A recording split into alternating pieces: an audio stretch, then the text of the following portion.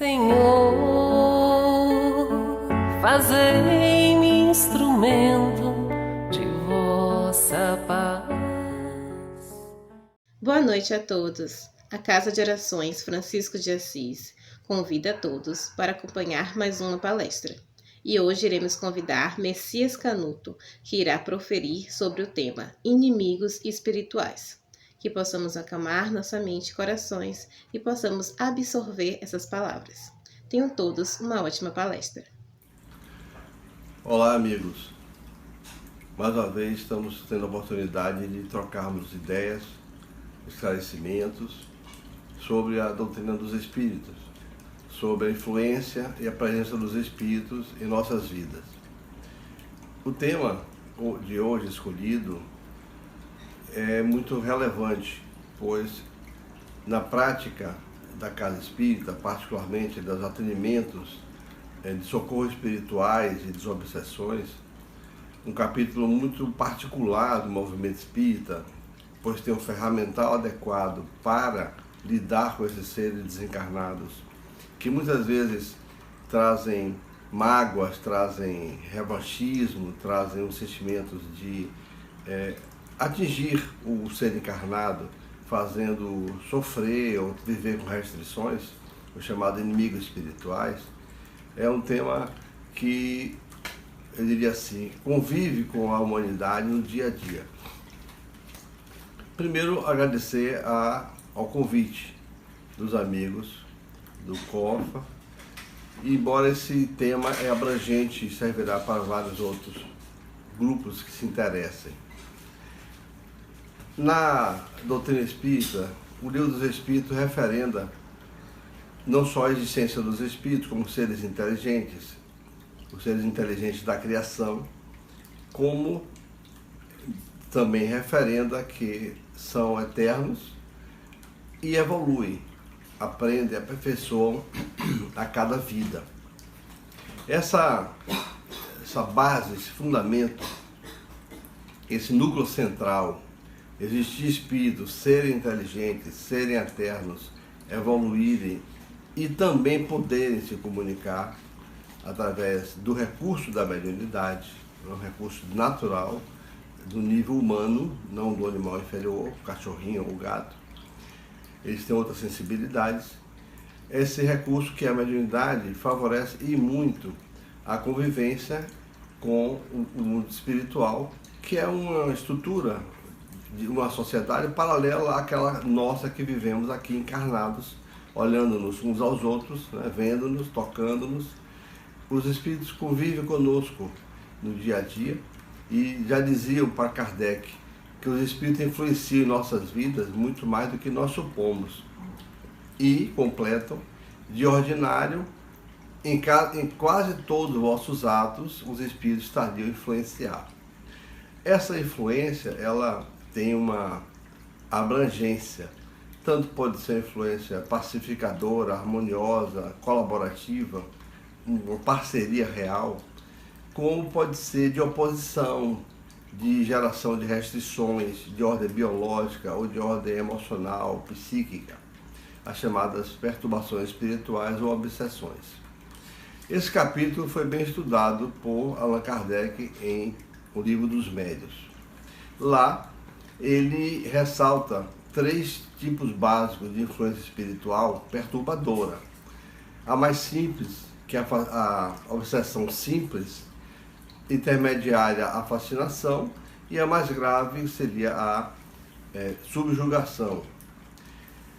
No caso da subjugação, Kardec preferiu o termo possessão, que daria uma ideia de uma posse não devolvida, vamos chamar assim, que seria a hipótese do espírito tomar o corpo do médium ou da pessoa desavisada, que não sabe que é médium, mas o é, e não devolver mais. Isso não ocorre. No caso da obsessão simples, o que Kardec nos fala? Por uma afinidade, até mesmo de pensamento, de idealismos, ou de emoções, de trânsitos emocionais, espíritos se afinam com o nosso jeito de ser. Mas essa obsessão simples não necessariamente leva o sujeito a um estado de fascinação ou de perturbação no seu comportamento, a ponto de prejudicá-lo social e psicologicamente. Muitas vezes o indivíduo vive transtornos periódicos ou passageiros devido a agravamentos de preocupações, de angústias, de medos, situações que envolvem a família, que envolvem sua saúde, que envolvem seu emprego. E a perturbação envolve muitas vezes a ideia de que há alguém lhe perseguindo, que alguém está lhe prejudicando, e isso sem ter uma motivação real, objetiva. A fascinação, a obsessão simples, portanto, ela é algo possível dentro do plano da sociedade de acontecer com qualquer um, em tese, não é? Porque nós não somos máquinas, robôs, sem emoção, sem variação de pensar e de sentir. Nós temos variações de pensar e sentir conforme a interlocução, o ambiente, a situação. Nós variamos, nós não somos máquinas congeladas, com um movimento contínuo. Nós somos campo de emoções, que reagimos ao mundo, ao ambiente, às pessoas, de forma variada. Né? Kardec já ouvia dos espíritos, né? Seu coração não pode bater junto ao inimigo como bate junto a um amigo. Né? Entretanto, nós não estamos aqui para desejar o mal, desejar o prejuízo daquele que não gosta de você ou que entende que é seu inimigo. Nós é que não devemos cultivar a proposta dos inimigos espirituais. Nós é que não devemos alimentar essa perspectiva de espíritos que se consideram nossos inimigos espirituais. No caso da fascinação, já há aí uma alteração de comportamento, às vezes ridículo, às vezes socialmente condenável, questionável, e que, entretanto, o indivíduo não percebe e não muda. Ele considera suas atitudes, suas ações, mesmo absurdas, excesso de bebida, excesso de xiste, de brincadeira no relacionamento social, uma situação de malversação contínua em relação a situações que provocam compromissos, falta de responsabilidade no trabalho, abandonos, enfim, negligência, um nível de negligência, um nível de falta de comprometimento, um nível de infantilidade que é estranho, muitas vezes no adulto de 50, 60 anos, deixando situações, às vezes, críticas acontecerem por sua falta de atuação, por sua falta de ânimo para cumprir seus compromissos, conforme sua idade, sua profissão, seu engajamento social. Então, a fascinação leva muitas pessoas à alienação. Lembro de uma situação em que uma pessoa amiga, bastante interessada no movimento e engajada, né, ela surgiu uma demanda da parte dela de criar uma meditação, de meditar em lugares de campo aberto, lugares ventilados, natureza. E, entretanto, a pessoa não percebeu que estava abusando de sua saúde, passando do horário do almoço, enfim. E ela, maravilhada com toda a trama, né, da natureza, do equilíbrio, da paz, da respiração numa atmosfera oxigenada, maravilhosa, né? Ela um dia vai quase desmaiar. A família se preocupa, a leva ao médico e é constatado que ela está com anemia profunda. Ela não estava se alimentando, ela estava entendendo que a paisagem, a natureza, respirar puro estava alimentando o corpo biológico, o que não é verdade. Então, é uma espécie de fascinação discreta, né, que a levou ao limiar de um desmaio que poderia ter ocasionado uma situação grave. Imagina que estivesse dirigindo. Né? Então, são aspectos que devem ter se cuidado. Tudo aquilo que nós começamos a fazer exageradamente, numa direção que gera desarmonia ou gera desequilíbrio, temos que ter atenção. Lembro também de uma fase em que uma pessoa já médium, né, era um médico e médium, ele confessou que estava acordando de madrugada para escrever um livro. E nós achamos um pouco estranho. O espírito dizia a ele: me chama, eu acordo e escrevemos um livro. É um companheiro de outras vidas e temos esse compromisso de escrever um livro. E eu pensei, olha, o sujeito é médico, vai amanhecer o dia sonado, né, mal dormido. vai atender paciente, vai ter que calcular dosagens, pode surgir um risco, né, um incidente biológico de saúde, até mesmo com risco para o paciente, né, e para a reputação dele. Então eu chamei ele para conversar numa reunião mediúnica, no cantinho, conversamos e propus a ele que deixasse o espírito vir para nós conversarmos. O espírito veio, todo assim, alegre, motivado, porque estavam resgatando um compromisso do passado. Viveram juntos, e um desencarnou, o outro não, mas que ficou a promessa de escrever algo junto. E agora, médium e médico, o espírito desencarnado trazia para ele de madrugada mensagem para escrever sobre os fatos da outra vida. Então eu falei com ele que ele ponderasse. Havia um momento da semana, de 1 hora, em que esse médico e médium trabalhava para os espíritos diretamente, né, na reunião de socorro espiritual. E por que não trabalhar em cima da temática, se era o consenso dos dois, dentro da sala mediúnica, onde todo o clima de proteção espiritual existia, onde a ambiência era mediúnica, estritamente mediúnica, e não no lar, onde no meio da madrugada, afinal, ele tinha que ter descanso físico. O espírito reagiu um pouco, mas entendeu que não era muito sensato apenas o desencarnado exigir o horário e a condicionante de escrever o livro. Não foi dada liberdade ao encarnado de também participar da escolha. Isso foi corrigido, o indivíduo usava um tempo dentro da reunião, questão de 20 minutos, escrevia alguma coisa e retomava a sua atividade de médium, né, de passividade mediúnica, para produzir também a favor dos espíritos que eram atendidos. Então, é preciso lembrar que nesse caso não se tratava de uma obsessão, de algo intencionalmente para gerar prejuízo ao médium, mas sim uma identidade, uma afinidade espiritual que estava levando talvez ao médium encarnado a sensação e o prazer de estar fazendo algo, né, que resgataria uma situação do passado. Inconscientemente ele estava satisfeito com isso, mas ao mesmo tempo ele não raciocinava os prejuízos para o homem, para o cidadão, para o profissional, que era a própria falta de sono quase que cotidiana, devido a esse intervalo da madrugada que o espírito, o desencarnado, né, induzia. Então é preciso ter bom senso. Lidar com o mundo espiritual é preciso ter muito bom senso e disciplina. Não se pode dar asa ou aso, né, ao comunicante desencarnado conforme o pleito dele, conforme as tendências dele, conforme as exigências dele. Tudo é negociação, tudo é consenso, tudo é um estado de comunhão, é um contrato, vamos chamar assim, o momento em que ocorre uma comunicação. E se ela vai se repetir com frequência, é preciso que se estabeleça bem esse contrato, né, para que não traga prejuízo para um e para o outro. No caso da subjugação, que Kardec preferiu ao termo possessão, aí o agravamento é maior. Porque o espírito aí já tem uma intenção específica de trazer prejuízo de ordem emocional, psicológica ou física, e social também para o médium, né? Mesmo na fascinação já há prejuízo social.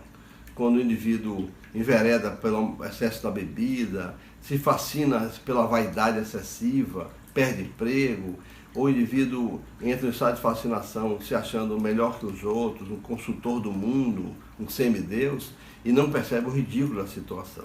É prejuízo social também, de imagem, etc. Na subjugação já há algo mais específico. Busca-se os espíritos perturbadores, influenciadores, buscam identificar as falhas morais ou falhas de ordem ética do encarnado. E nelas eles estabelecem uma pressão, uma diligência, vamos chamar assim. Se o indivíduo usa abusivamente, né, da ira, da raiva, da exaltação para uma relação social, para mostrar sua indignação com uma situação ou com outra, eles ampliam isso, ou seja, eles ampliam o que você já traz de, entre aspas, defeitos de ordem psicológica ou de ordem espiritual. Eles ampliam para que isso lhe traga dissabores cada vez maiores e ao tempo, com o passar do tempo, lhe traga uma espécie de descontrole sobre essas funções de ordem psicológica e ética. Você passa não só a uma bebida mais frequente, mas você passa a embriaguez, você passa a não ter condição de trabalhar, você passa a ter acidente dirigindo, você pode passar a ter acidente jogando de um andar, de uma janela, como ocorre periodicamente. Então você pode ter uma situação de lesões físicas, problemas diversos, já tivemos na convivência de mais de 10 anos com desobsessão, onde pessoas chegavam sem ver, sem enxergar, eram trazidas sem enxergar. Outras eram trazidas com problemas de ordem de falta de micção, era um garoto de 8 ou 9 anos, falta de micção já havia naquele momento lá, quase 2 dias, onde o garoto não fazia a micção, dores, e ele não conseguia, era um estado de torpor em que ele não tinha esse controle sobre seus esfíncteres. Tivemos casos de pessoas que chegavam com problemas estomacais, diarreicos, já de dias repetidos, pessoas que não chegavam com estado de pânico, sentimento de perseguição, sensação de estar sendo influenciado, visto, olhado, vigiado. Esse incômodo trazia a pessoa no estado de perturbação. Tivemos pessoas que chegaram para nós foram mais de 10 anos de experiência, junto com o Djalma Marcolo, com o Carlos Bernardo Loureiro, um aprendizado enorme, no grupo da Fraternidade Leopoldo Machado, aqui em Salvador, e nessa caminhada encontramos pessoas que nos chegaram 5 dias após estarem praticamente sem se alimentar, sem uma higiene pessoal, no estado de semi-loucura. Os tratamentos na Casa Espírita, eles têm uma eficiência muito grande, porque não só você tem uma equipe estruturada, trabalhada e serena para enfrentar essas adversidades, né, essas situações adversas, como você tem uma consciência profunda de que a fé, a oração, o respeito àqueles seres que ali estão gerando estado de perturbação para o encarnado, que eles merecem atenção, que eles merecem um diálogo. Você não fecha a porta para eles. Você tem uma consciência de que o grupo, a atmosfera de grupo, o médico que atua, o doutrinador que esclarece, o dirigente que orienta, supervisiona, ali é um uníssono, tem que ter uma harmonia máxima possível, para que aquele conjunto de caracteres, de virtude, vamos chamar assim, seja um todo, um feixe de harmonia a favor de evitar o agravamento do processo obsessivo, do processo da subjugação. A Casa Espírita nos leva a estudar, a aprender, a comparar. Kardec, o Livro dos Médiuns, o capítulo da obsessão, é muito rico, né?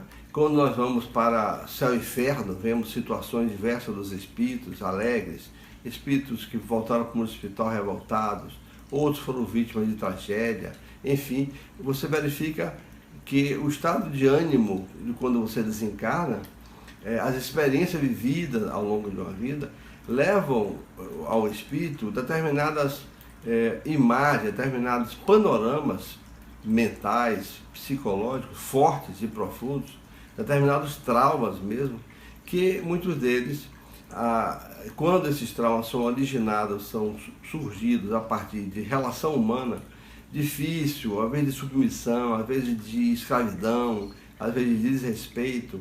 Aquele que sentiu-se magoado, profundamente desqualificado, é comum eles tentarem voltar a partir do mundo espiritual, a partir de estarem desencarnados, para tentar, entre aspas, dar o troco no encarnado. Vendo o encarnado aqui hoje como o via do passado. Há uma espécie de congelamento psíquico, um congelamento mental, daquele que tem raiva, tem ódio e quer a revanche, né? Ele lhe vê, mesmo você aqui hoje em outro sexo, ele lhe vê no sexo oposto no passado, quando surgiu a desavença, surgiu a contenda, surgiu o desrespeito, surgiu a difamação, surgiu o falso testemunho, o que levou a sofrimento, né, a um deles, grave, e que ele quer se vingar agora, quando nós estamos reencarnados.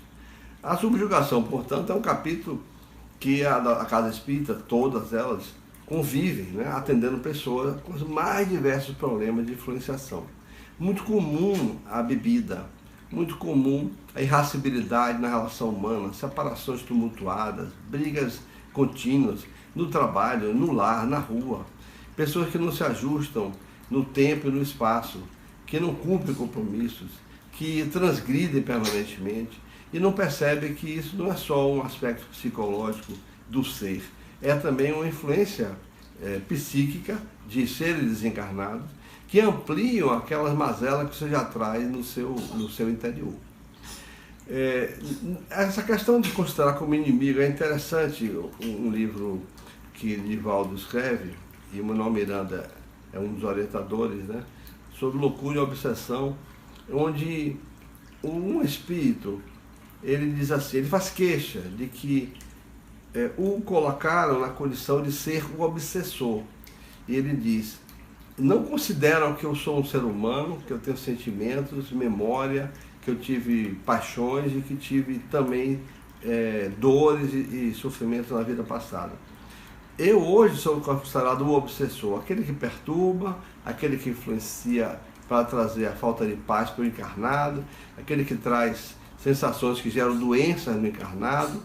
Mas ele disse, mas não avaliam se o encarnado teria sido o causador de problemas em vidas anteriores.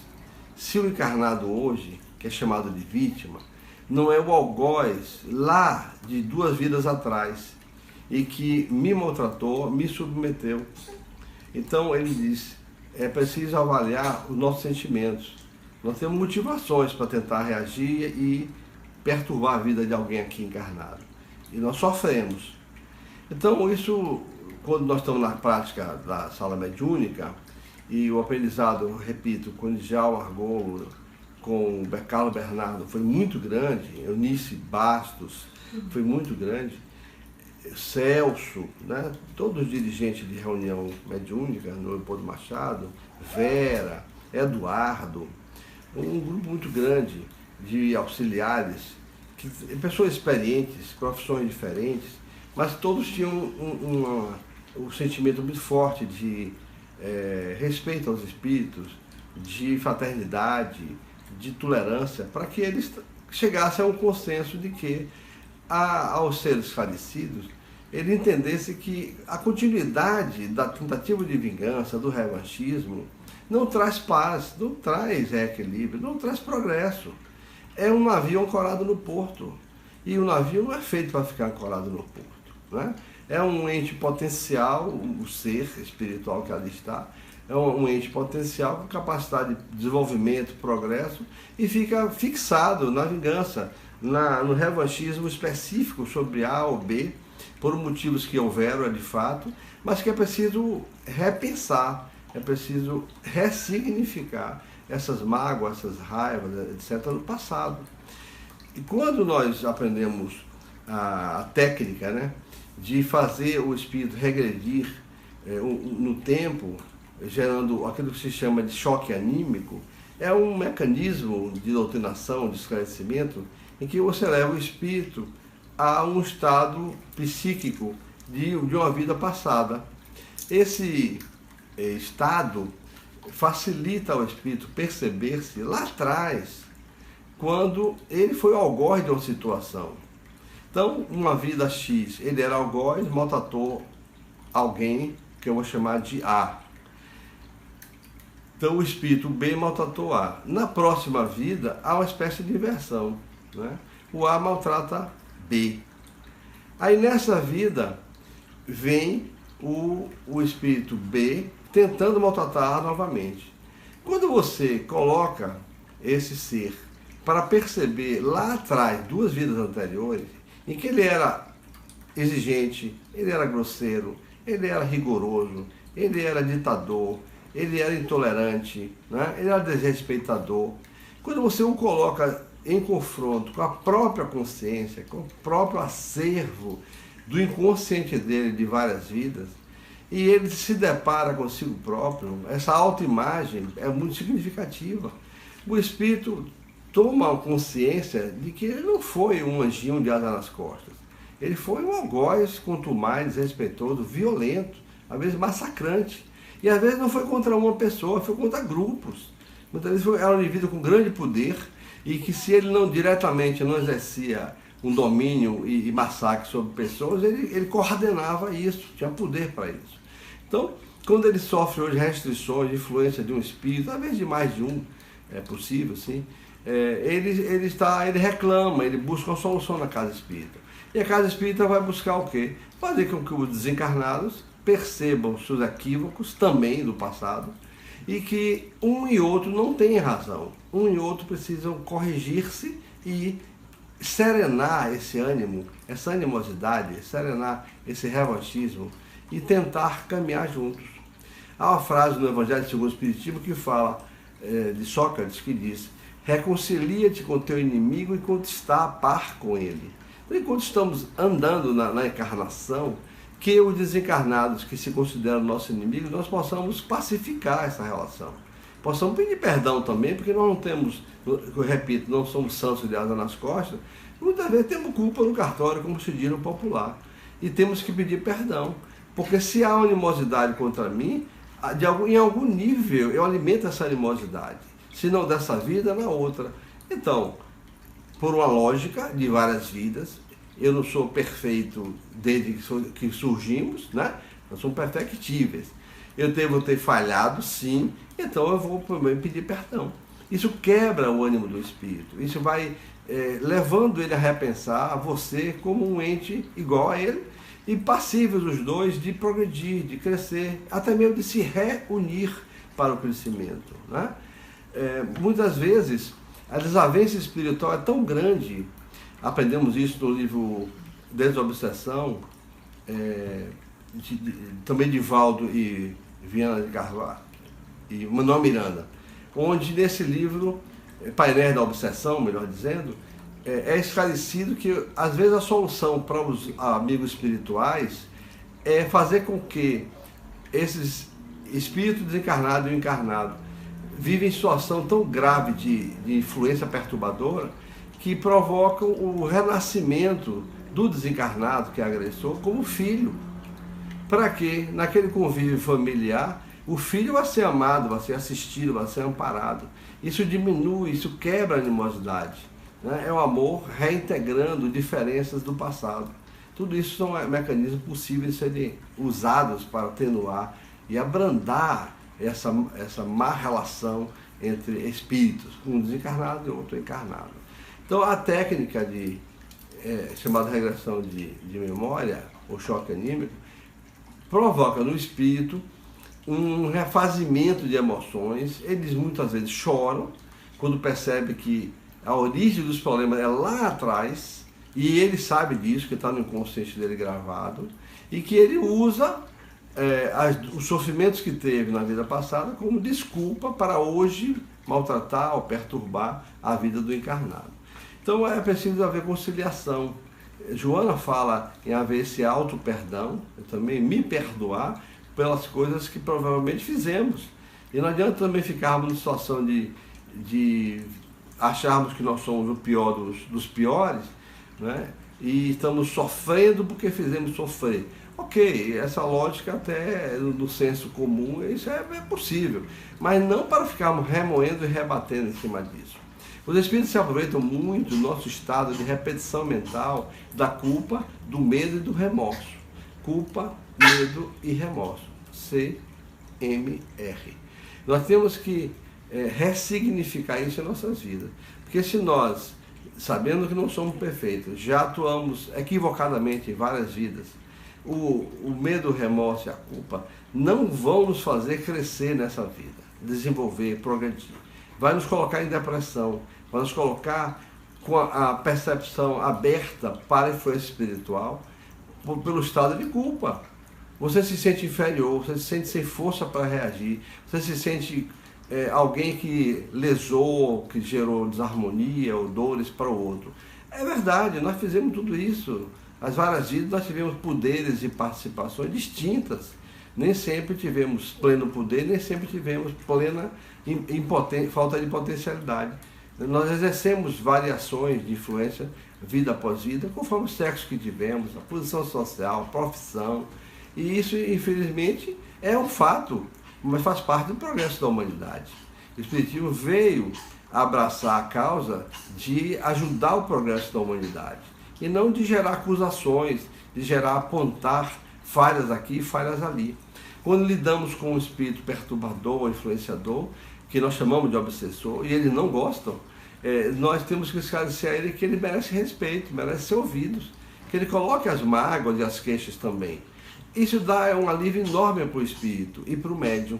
O médium sente a tensão psíquica da raiva do espírito, da angústia do espírito, das imagens que o espírito traz do sofrimento do passado. O médium sente tudo isso. E o médium, como ente sensível, né, um campo de emoções, ele grava isso. Depois que termina a comunicação, ele lembra do estado do espírito. Ele vê que o espírito sofria, estava angustiado, estava querendo acusar, estava querendo relembrar cenas tristes do passado. Então é preciso essa revisão, porque também isso beneficia o médium. Tivemos uma vez um encontro muito interessante. A Casa de Oração Bezerra de Menezes fazia reuniões de 7 de setembro, fez durante uns 5 ou 7 anos. Eu participei de 2 pelo Leopoldo Machado. Nessa reunião, espírito ligado à política no Brasil, ao progresso social e político do Brasil, se comunicavam. Eram ex-senadores, ex-governadores, até ex-presidentes, enfim. Era uma reunião que trazia um Brasil político, um Brasil carregado de imagens e emoções do passado, não era só de 1 ano, 2, depois de 100 anos, de 80 anos. Então, houve um momento muito interessante. Eu estava alternando uma médium e ao lado havia outra médium.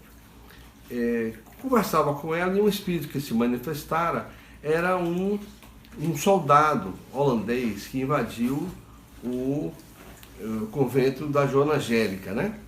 Joana Angélica. Sabemos que dali houve desencarnação de Joana Angélica, Baioneta, etc.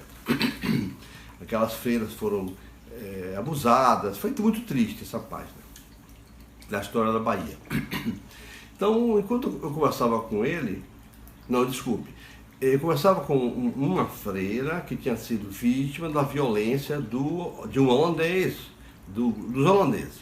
Então ela se queixava, lamentava, ela chorava. Ora, isso foi em 1888, mas ela se lembrava disso como fosse agora. Pois bem, para o espírito, a raiva, a emoção, etc., não se apaga simplesmente, né? Então, nós começamos a conversar com ela para tentar fazê-la se abrir para a possibilidade de um perdão, de uma reharmonização. Aí o que aconteceu? A intuição bateu e eu percebi que ao lado havia um espírito querendo se comunicar. Então eu falei para a médium ao lado, deixe o espírito se comunicar. E veio o soldado holandês, que estava desencarnado, para pedir perdão. Ele começou a chorar também pedindo perdão.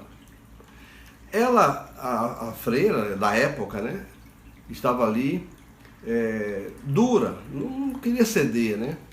Não queria conceder perdão. Ela estava magoada. Olha, foram muitos anos depois.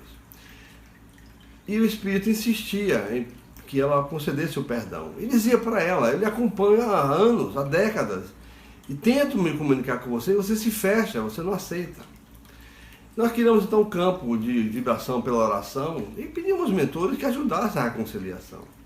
E eis que houve um abraço entre os dois. Foi de uma emoção sem limites. O livro não descreveria jamais o que nós convivemos ali naquele instante.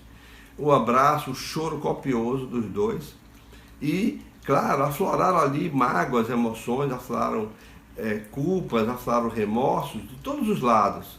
E, entretanto, o afeto, o carinho, a participação no mundo espiritual, para reconciliar a relação de duas pessoas da página da história do Brasil, aqui na Bahia, mas era de um ganho enorme para a evolução daqueles espíritos, para o progresso deles, para o aprendizado de nós espíritas, para o aprendizado de nós como doutrinadores, como esclarecedores. Então, foi um momento grandioso, onde o suposto, vamos chamar assim, inimigo espiritual, na verdade, era um papel quase que duplo, né? Se houve um maltrato no passado, hoje aquele que maltratou queria o perdão, queria pedir desculpa. e o maltratado é que não aceitava. Divaldo diz algo interessante: se alguém te ofende, seja você o primeiro a perdoar. Não crie a neurose, a fixação de você não perdoar e criar um laço, às vezes, para outra vida, na relação de pendência, de tensão. Procure você, primeiramente, distender. Estenda a mão e peça perdão.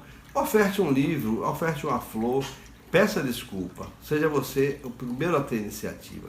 Se você ofendeu alguém e percebeu que errou, peça desculpa. Faça esse trabalho.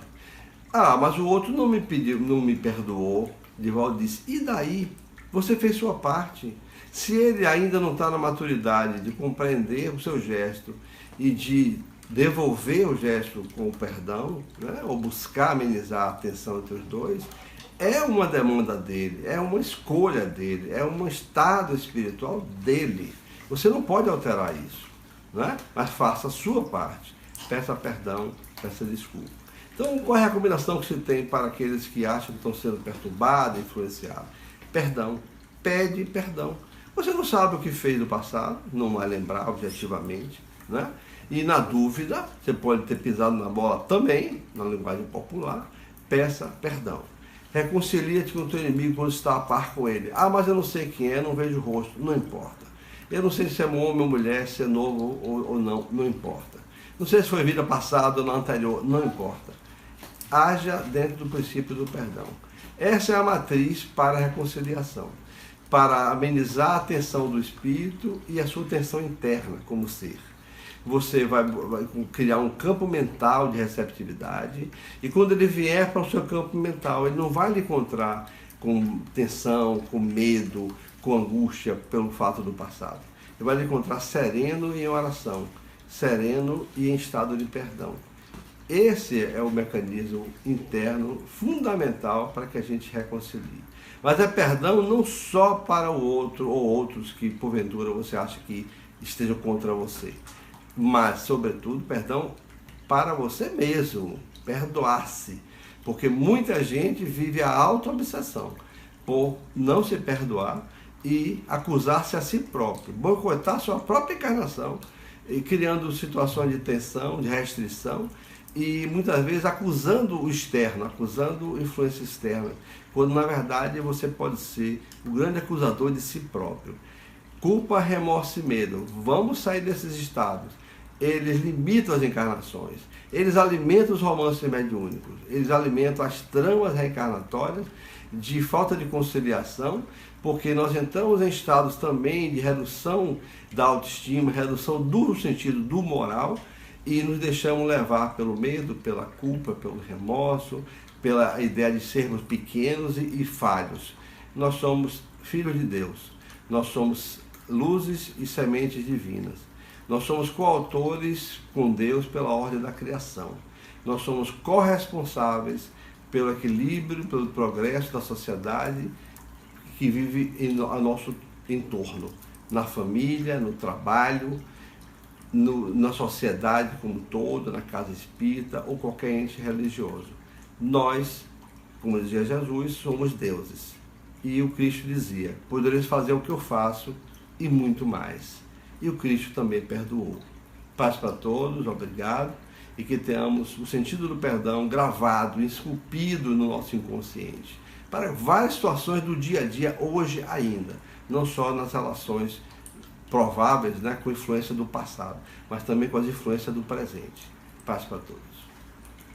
Queremos agradecer por essa maravilhosa palestra e que nos auxilie em nossa reforma íntima. Caso você ainda não tenha curtido, curta a página e se inscreva em nossos canais e compartilhe nossa palestra nas redes sociais. Tenham todos uma ótima noite e até a próxima!